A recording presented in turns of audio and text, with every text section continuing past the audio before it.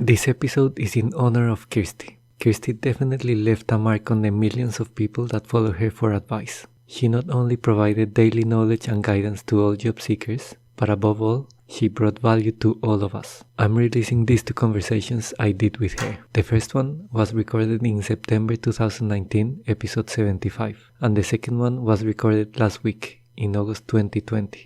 Episode 123. I hope they bring value to you and that they help many. Thanks for your advice and help, Kirsty.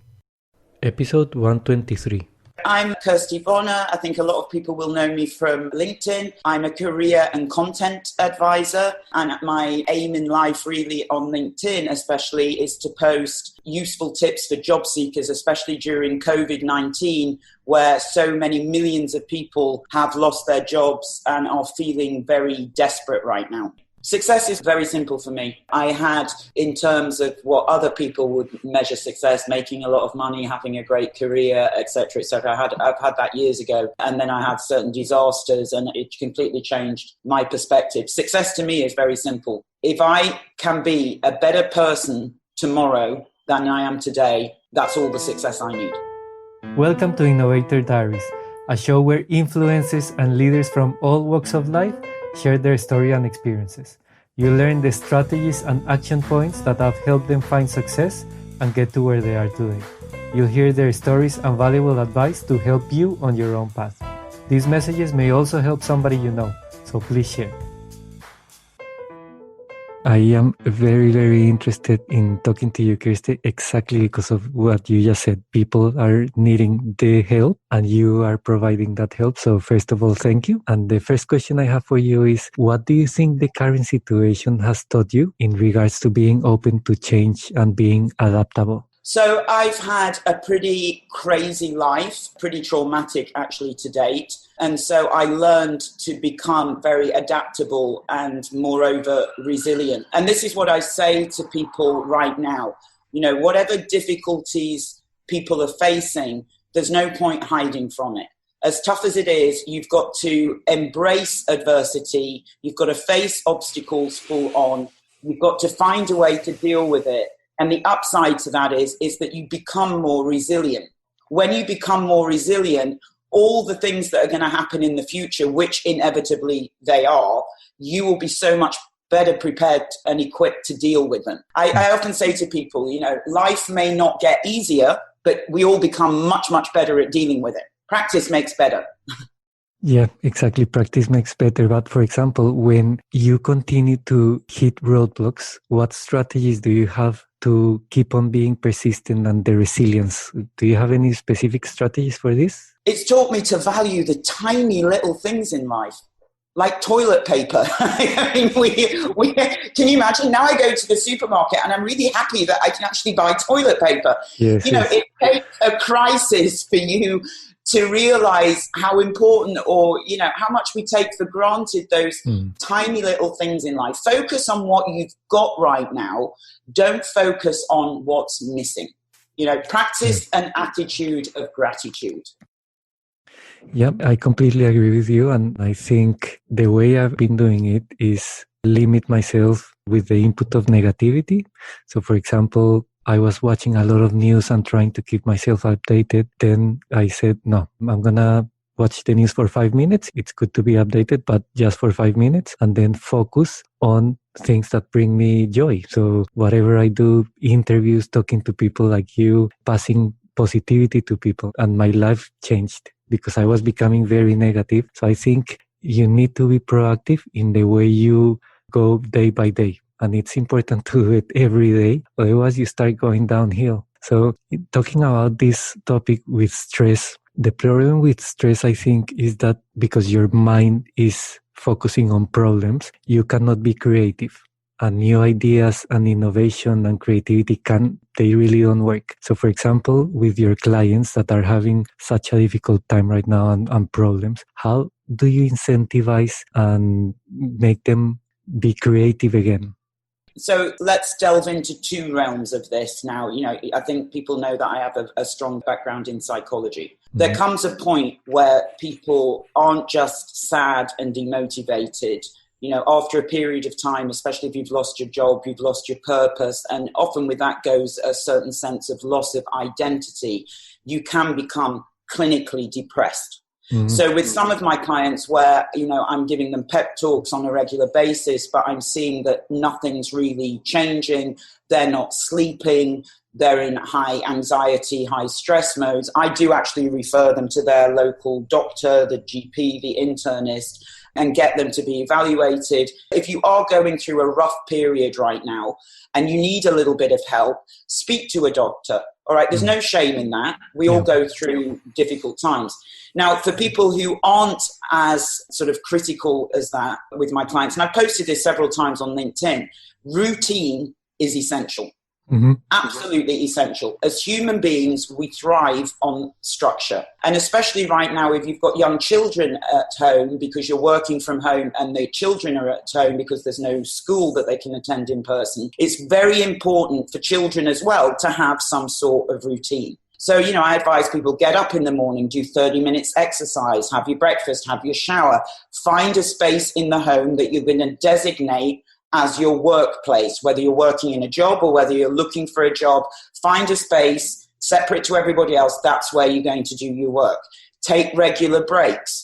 Go outside, obviously observing social distancing, look at nature, breathe, realize that life is going on, go back, do some more work, finish at the end of the day, 6 o'clock, 7 o'clock, and then have your usual relaxation time with your family and put it away until the next day.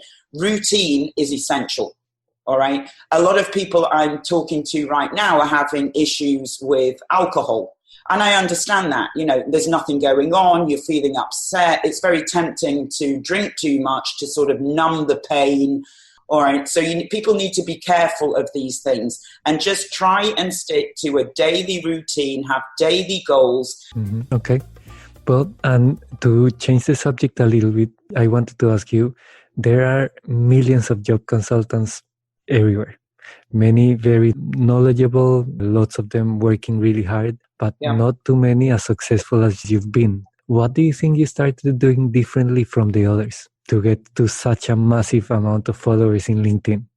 LinkedIn is different to my private consultancy. So I have a company which is KB by Kirsty Bonner.